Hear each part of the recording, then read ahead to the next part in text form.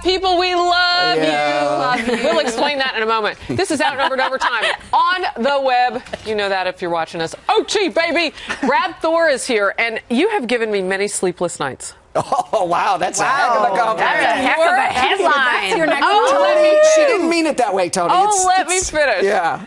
Your books are incredible. Thank you. Right? And you know what? We would undersell it to say that you've had some big sellers because it's been crazy for you with your thrillers. You're the man.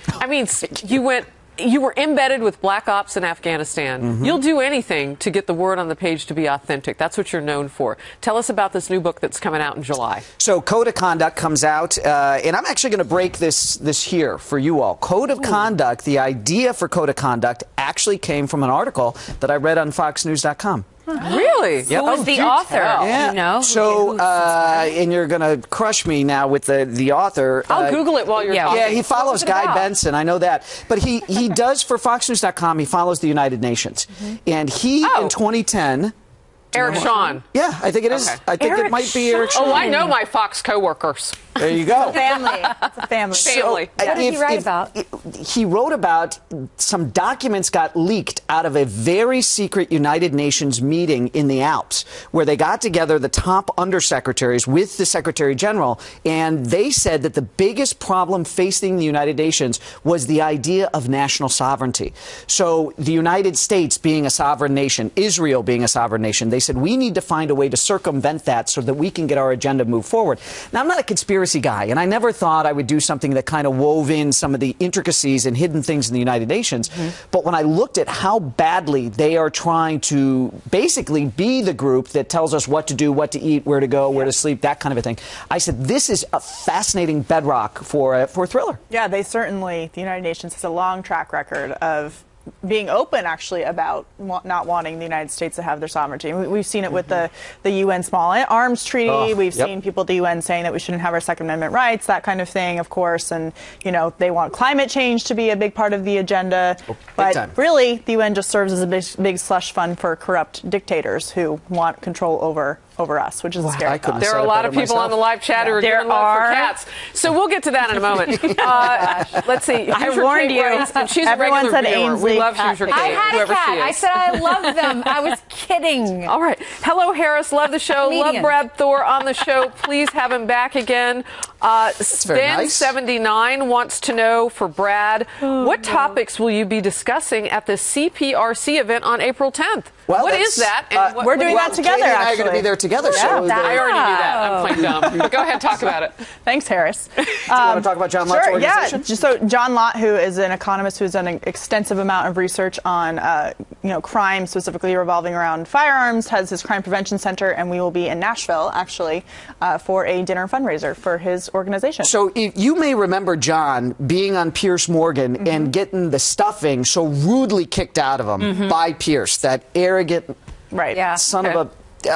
well, we're on the web now, right? But I'm not going to cheapen the brand. But he's also unemployed, so we don't. Appreciate that. Should we kick him when he's down? No, he's at the Daily Mail. He's the editor at large for the Daily Mail. Still working on his running his main lefty thing. talking All right. points. But wait a minute. Back to what you were saying. Bill O'Reilly. So John Lott wrote the book More Guns, Less Crime. So John started an organization because he believed that we should have accurate data about how firearms are responsibly used in this country and to get away from all of the corrupt lefty data about guns are bad, guns are bad. So it's a fundraiser for his group. And then Katie and I, Dana Lash and Ted Nugent are taking a group of lucky people shooting on the next day on April 11th. So the fundraiser's that night, and people are going to be able to compete. You to guys shoot are with us. going shooting with the Nuge? We're going shooting with the Nuge.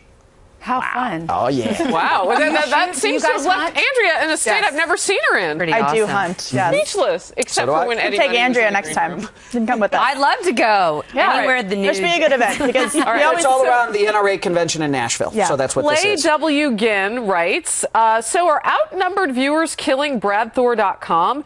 Resource limit has been reached. The website is temporarily unable to service your request as it has exceeded the resource limit. What? We broke the internet. We broke the internet without a naked picture. We broke the internet. All right. Fantastic. So who said that? Clay W. Ginn.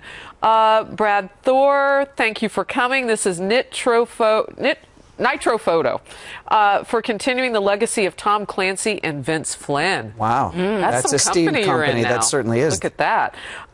Brad, do you think we should kick out the UN from the United States? You know what? You can't spell unnecessary without the UN. I mean, this is a group that is totally not needed in the world. They've been terrible. You look at all the sex crimes that have been perpetrated on innocent women and girls around the world by UN related staff. It's a lousy organization. You talked about that the other day, but we were talking about parking specifically and how they come and they park. Well, they come to New York. It's not a joke. I'm not a comedian, so I'm not going to make it. But people do, say that when they come in for their general meeting, they come to New York, they abuse our women, they use our prostitutes, they exploit women here in New York City, they crash into different cars, they screw up our traffic, they don't pay their tickets. It's awful. It is awful. And they're very anti-Ainsley. And anti-US. We pay for everything. M.N. Fuka, I think is how you say it. Yes, Mr. Fuka. Cat lovers are patriotic too. Set it up, take us back. Ainsley had a cat. And now I know how you feel. Remember the other day someone was on you on Twitter and you went like this with your iPad. I'm sorry. I'm sorry. I was really kidding. Of course I love cats. I love every animal. The thing is, though, I had a cat and the cat didn't love me. That was hurtful. Oh, well. I rescued a cat once and it bit me. Oh, it did? Yep. Right after I wanted the cat to I've had cuddle nothing with but me great cat and snuggle, experiences. You have? Nothing. I love them. They're fantastic. Fantastic. Okay. Yay, we broke the internet, Weave says. Okay. The UN should have been gone years ago, Ronnie Dudley. Let's talk for a second with the UN sanctions that Iran is really pressing for. Not something that we really have all that much power over, I would assume. And once they're wiped away, how do you get the global community to put them back in place?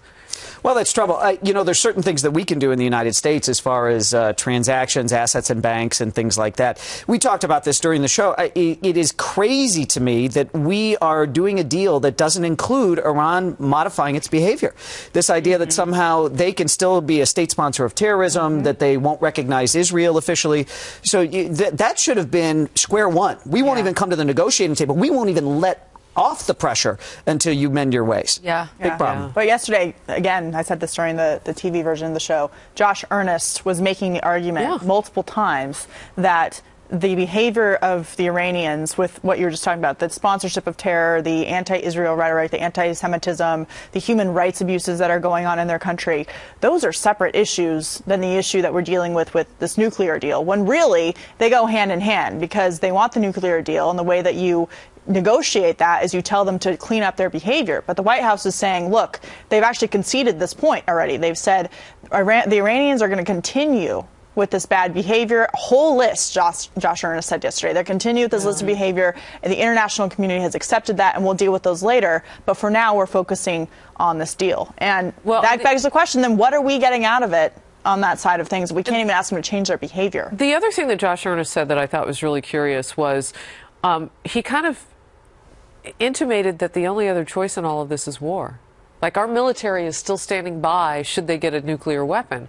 But Netanyahu, Prime Minister of Israel, said those are not the only two options. This deal or war. There's everything in between, like get a better deal. But to do that, you have to walk away. Remember how much power you have when you're buying a house and you can't come together and you walk away and that homeowner calls you later and says, look, let's come back to the table. You can't negotiate if you're not prepared to walk away. Right. You shouldn't. Look, wasn't it in Reykjavik where President Reagan said, that's it, I'm out, goodbye. Yep. Negotiating with the Soviets. Power. By the way, how does Iran treat gays?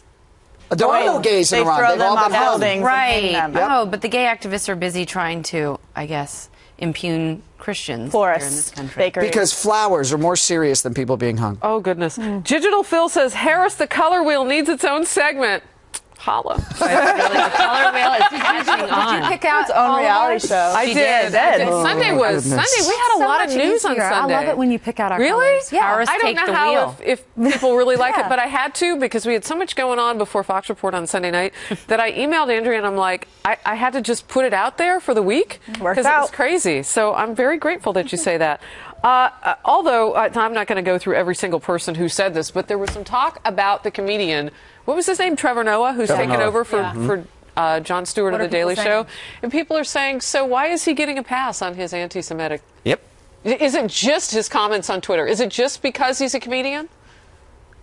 Yeah, and he's probably a liberal, and he probably works for Comedy Central now, which you said is very liberal. And so there's two sets of rules. I just want to know what the rules are. Are those the official rules? I mean, just someone tell me so I know what I can and cannot say according to the progressives. Like, can I not make a joke because I'm not a comedian? What if I become a comedian? If I change my bio, am I okay then, or do I need to change my voter registration card too? Is that then acceptable? Wow. You can Well, say what they agree with. then can I still be fired? Well, it's like that Seinfeld episode where the man converted to Judaism for the jokes, right? And they're all like, you can't do that. Right. You can't come for the jokes. Right. Yeah. Well, Harris, you made a good point. You said you don't have to watch it. You don't have to watch it. When you go to a comedy show, if they make fun of the South, and I'm from the South, I laugh. I think it's funny. You get a sense of The humor. That's the thing. Well- He's not funny, Harris. You said it. You said well, the biggest point it of all. just wasn't He's not funny. Yeah, it's just not funny. Then maybe he won't last. We'll see how long. Yeah, we'll see. That'll long be you interesting. make The market will Brad decide. Thor. Yes. Wow, they're Thank you, calling Brad. you the That was Avenger so on the good. live chat. I like that. That's a good thing. Come back at some point. Great to be with you today. The TV version of us tomorrow at noon Eastern on the Fox News Channel. See ya.